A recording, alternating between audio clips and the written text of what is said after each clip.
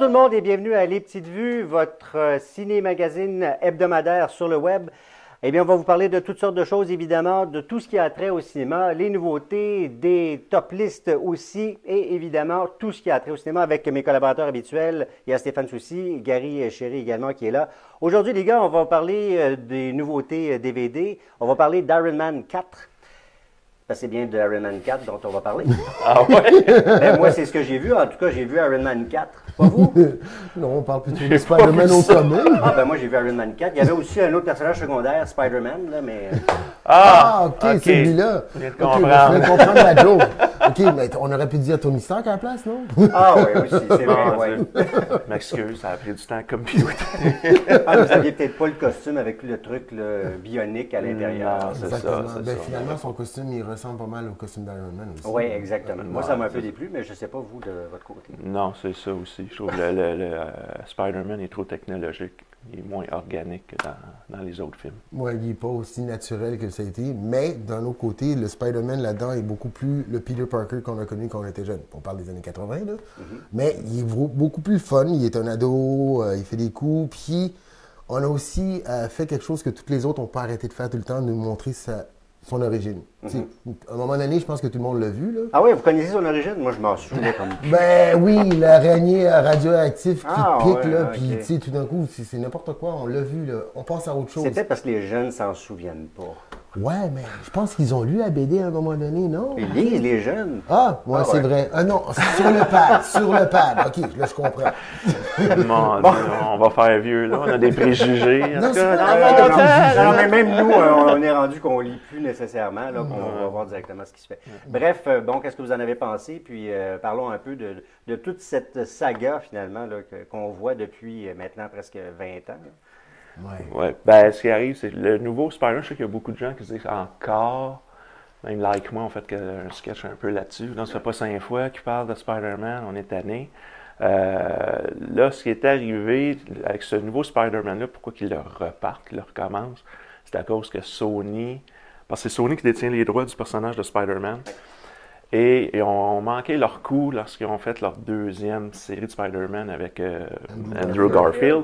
C'est ça. Donc, le premier, c'était The Amazing Spider-Man. Ils ont reparti la franchise. Ça a eu un succès. Là, ils ont dit, parfait, on va faire comme le studio Marvel. On va créer notre univers. Là, il était déjà parti. On va faire l'ensemble des Sinister Six, qui est un groupe de méchants. Et le deuxième Spider-Man, The Amazing Spider-Man 2, c'était pour mettre en place l'équipe de méchants.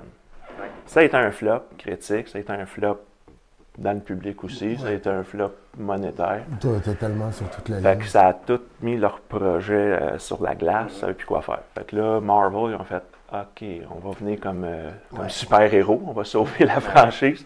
Fait qu'ils sont allés signer une entente, puis on dit regardez, nous autres, on veut Spider-Man, on veut le revoir pour le mettre dans notre univers de personnages de Marvel. Puis on veut l'avoir pour ce qui s'en vient, notre film de Avengers Infinity War. Oui. Ouais. Ben oui, ça, c'était normal aussi, parce que, bon, on sait que Spider-Man fait partie des Avengers. En tout cas, c'est un collaborateur indépendant. Il a fait une belle entrée là, dans Civil War, là, je pense que oui. Exactement. Puis c'est ça qui est plaisant aussi dans Homecoming. Il commence avec des bouts que Spider-Man tourne de Civil War. Mais la façon qui est faite, qui fait très amateur, mais le fun d'un téléphone, rend le tout encore plus sympathique. Ouais.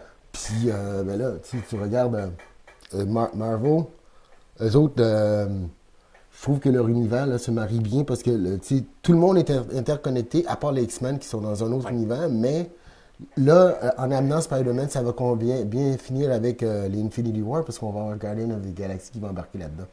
Ouais. Ouais. Ben, c'est ça, mais tu vois, déjà, Homecoming, la façon que le film est fait, c'est pour placer Spider-Man dans Avengers. Puis l'entente qu'il y a eu entre les studios Marvel et Sony, c'est ça. C'est comme, tu nous redonnes Spider-Man, on te donne la permission d'utiliser les personnages de notre écurie. Puis là, après ça, ben, tu vois, Sony, là, ils ont fait, OK, on va partir une nouvelle franchise avec Spider-Man. Ils ont déjà d'autres projets. Là. Ils parlent de Venom, Black Cat, qui est une méchante de Spider-Man aussi. Méchante, mais blonde. Mais c'est ça. Donc, le nouveau Spider-Man, est-ce que c'est un nouveau départ, comme tu dis? Oui et non, dans le sens où on n'a pas recommencé l'origine, parce que ça fait 2 fois qu'on la raconte. Mais c'est pour placer Spider-Man dans l'univers des studios de Marvel. Exactement. Parce que c'est ça, il y a du monde qui, des fois, font pas la différence. Ils pensent, ah oui, tel film. Ils pensent que tous les personnages de Marvel sont au studio Marvel, ce qui n'est pas le cas. Non. Spider-Man, ça appartient à Sony. les X-Men, Deadpool, Wolverine, ça appartient à Fox.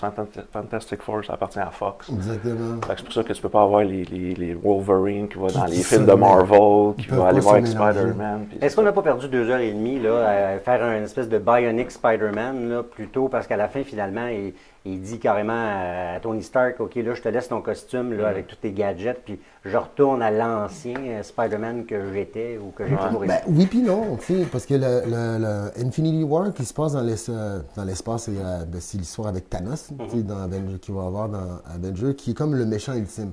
Et tu peux pas le combattre juste avec ton costume normal, parce que, tu sais, Spider-Man ferait fini. Donc, il n'y aurait pas d'intérêt dans le film.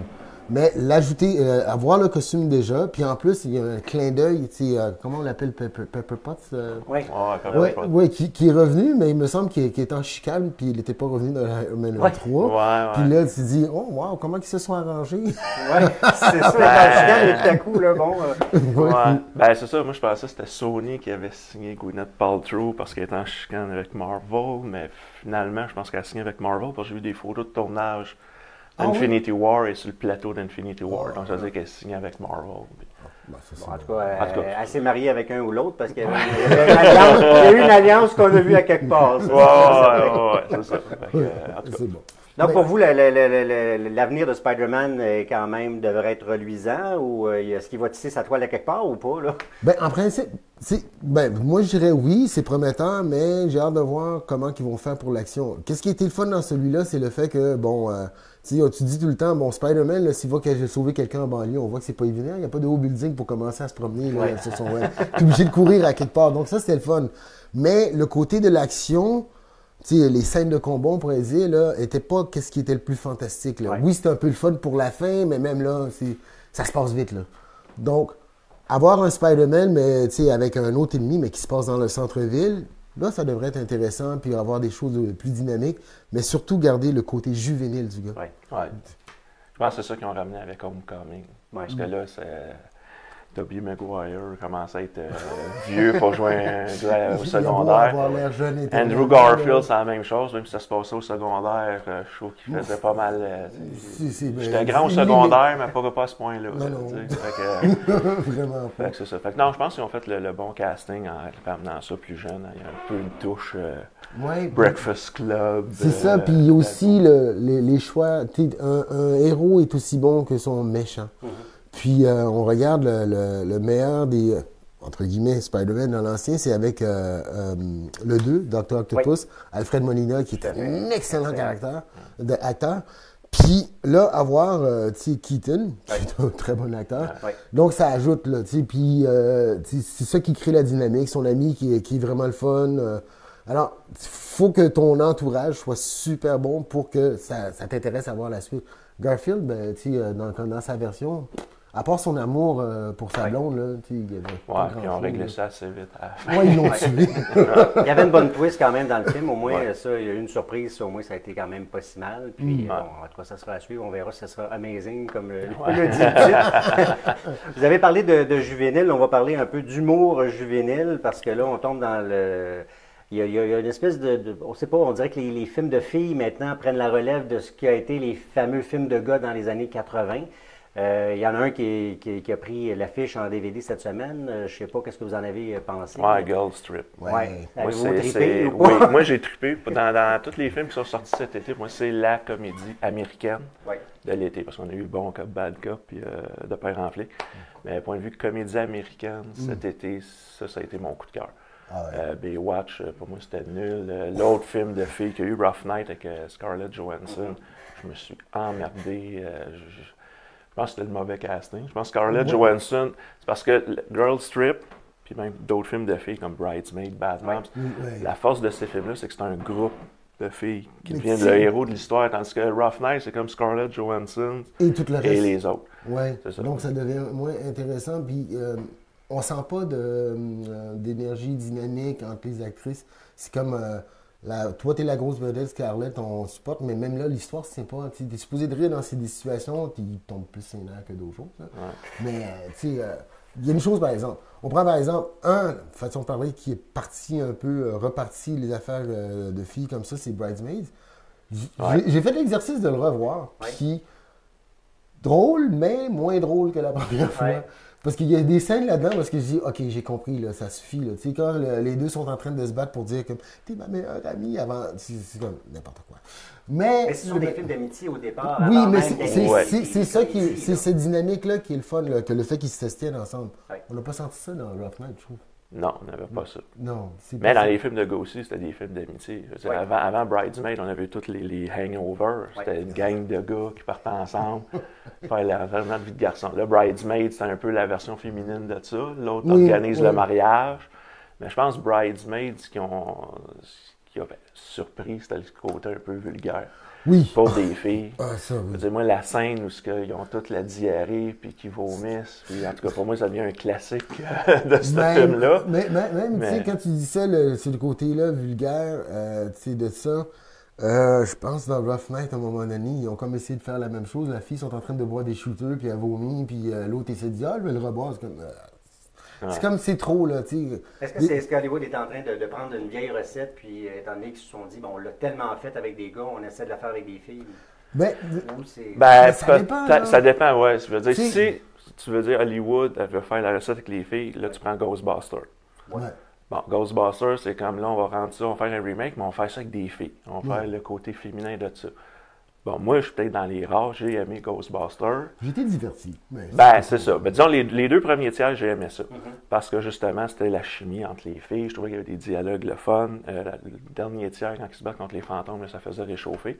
Puis même, là, il y a une scène où c'était comme, on va faire notre univers et nous autres, quand ils vont visiter le poste de pompier. Là, tu fais, toi, comme ça, tu fais, bon, OK, ils vont encore au poste On de retourne pompier. là Puis là, ils font encore. comme, ah non, c'est trop cher, on le prend pas. On le prend pas. J'ai fait, OK, ça, c'est le fun, on va créer notre univers à nous autres. Mais ça n'a pas marché parce que tu as touché un peu une espèce d'icône d'une génération. Ben oui. Tu sais, c'est comme si je disais, il aurait fallu qu'ils disent, on va faire un film de filles, mais au lieu qu'ils chassent des fantômes, on va chasser des monstres. Ouais, exactement. Là, ça aurait fait Même différent plutôt que de dire, on va même mettre les les zombies, étiquettes. ça aurait pu faire l'affaire. C'est ça, c'est comme Il y a la tu mode dis. en plus. Ben, Ouais. c'est ça, c'est comme ça, on va faire Indiana Jones, on va faire c'est une fille. On va appeler ça Indiana Jones Z. Le monde dit non, mais si tu le fais différent, tu sais, comme pour moi, Ouais. Tomb Raider, Ben oui, mais non, mais pas C'est seulement ça, Tomb Raider, c'est- regarde, tu sais, dans le temps d'Indiana Jones, dans le temps, t'avais Joel of the Nile avec Michael, Ouais, avec- qui ouais, avait ouais. super été bien été, qui était différent, mais Oui, c'était la même l'aventure. recette, là, Ouais. Michael Douglas puis Mais, Kathleen tu sais, Turner. là. si on revient là, à nos filles, là, tu sais, Stéphane m'avait amené comme point à un moment donné, il dit le côté vulgarité dedans qui est assez spécial. Ouais. Donc, joke de fesses qu'on n'entend pas parler, mais Trainwreck, c'est le premier Ouais. Oui. que je pense qu'il a commencé à te raconter des jokes, tu dis, oh my God, il dit ça, tu sais. Ouais. Mais Ouais, il est là, rendu très populaire. En fait, un film avec Goldie Hawn après, puis... Ouais. ouais. qui n'a pas été un succès, mais je pense Trainwreck, c'est ça. Ça Ouais. l'a amené, on peut parler de sexe ouais, de façon parce que c'était vulgaire. tabou. Tu sais, ben, c'est Ouais. ça, je veux dire, dans ce film-là, tu pouvais dire, ben là, on va le dire en français, mais tu sais, tu pouvais dire le mot noun. Ouais, ouais. Puis ouais. c'était quand tu disais, OK, on s'en va là. Tu sais. Ouais. Puis moi, j'ai trouvé ça super rafraîchissant. Oui. Puis le personnage principal n'est pas parfaite, elle Non. boit, Mais elle n'a pas être c'est fidèle, ça. elle cherche pas le prince charmant, elle s'en fout. Oui, mais c'est ça, je pense aussi, la trip aussi, c'est que ils sont pas parfaits. Il y a personne de parfait Ben, avec leur comme à défaut. l'époque, les gars n'étaient pas parfaits. Ouais, ouais. C'est ça. Ouais, mais tu sais, le côté gars. underdog qui se ramassait avec... C'est sûr, mais le côté avec gars, les- des fois, il y a un côté adolescent, comme on dit. Là, tu sais, l'adulte qui se prend pour un ado retardé, puis ça finit par tomber ses nerfs. Parce que tu peux être drôle, mais à un moment donné, j'ai compris, on va ailleurs, là, ça évolue pas.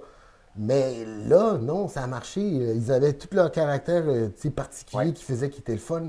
Puis c'était drôle. Là. Il y a ben, tu sais, on devrait-tu dire des. Ben oui, le monde l'a vu. Là. Mais tu sais, moi, une des passes que j'ai vraiment ri, là, tu sais, quand elle décide de passer entre les deux édifices, là, puis elle a envie de pisser. puis elle commence à Ah, bon, on peut le dire, on le voit dans la bande-annonce. Oui, c'est ça, On exactement. ne vend pas le punch. Non, non, exactement. Ah non, ça c'était hilarant. Tu te dis, ah, tabarnouche, on va y aller. Oh, non, non, Mais c'est le ça, fun. je trouve, là, avec les nouveaux films de filles, c'est ça. C'est que oui, les filles, ça pisse, ça pète, Ouais, ça ouais. rote. Ouais. Puis autant dans les anciens films où c'était les gars, c'est comme, Ouais. oh, on veut voir des Oh, gros oui, seins. oui. Ben, comme dans Girl Strip, les filles parlent de gros pénis. Ouais. Parlons-en un peu des... parce que là, tant mieux que les filles aient droit à leur film de filles, c'est ce genre de Ouais. film de filles. Est-ce qu'on va avoir droit à ces... Parce que les films de gars, on dirait que maintenant, sont périmés. On n'en voit plus de films de gars comme ça. On dirait que c'est comme banni. On n'a plus le droit de faire ça. C'est presque censuré. Est-ce que ça va revenir? Ben, c'est parce qu'à Hollywood, si tu manques ton coup, t'as pas. Tu sais, le dernier The Hangover, là, Le troisième, moi, j'ai pas aimé ça. Déjà, le 2 était moins bon. Tout le monde a reproché que c'était une copie conforme du premier, sauf qu'ils changeaient les décors. Puis le troisième, ils se sont plantés. C'est peut-être pour ça que Bridesmaids, ça a fait comme quelque chose de rafraîchissant. C'est comme, OK, là, fuck les gars, puis mais on va avec l'histoire les de filles. gars, c'est pas mal cyclique. Ouais. Ça Non, mais c'est mal vu que intermittent. les gars maintenant, par rapport aux filles, plus le droit de dire certaines choses, etc. Est-ce que vous pensez que ça fait partie Non, de ça ça? dépend ou- dans quel contexte et de quel goût qu'on le fait. Ouais. Tu sais, on regarde, je ne me souviens pas les noms, mais les deux films de Sorority avec Zac Efron puis Neighbors. The Neighbors, ouais, ouais, c'est ça. Il y a eu ouais. une version garçon et une version fille. Il en dit des obscénités puis des conneries là-dedans, mais ça passe.